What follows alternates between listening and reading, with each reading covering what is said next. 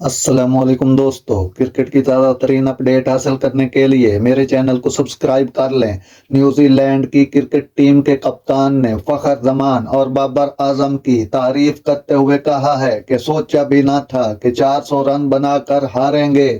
बेंगलोर में world cup के अहम तरीन मैच में पाकिस्तान के हाथों शिकस्त के बाद केन विलियमसन ने कहा कि पाकिस्तानी टॉप ऑर्डर ने जिस तरह बैटिंग की वो 400 रन का हदफ भी हासिल कर जाते।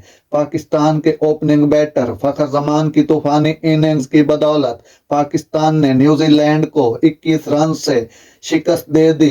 बारिश से मुतासरा मैच का फैसला डीएल मेथड के तहत हुआ। न्यूजीलैंड ने पहले बैटिंग करते हुए कौमी टीम को 402 रन का हदफ दिया। बारिश के बायस नजरसानी शुदा हदफ के ताक़ुब में पाकिस्तान टीम ने 26वें ओवर तक एक विकेट के नुकसान पर 200 रन बनाए।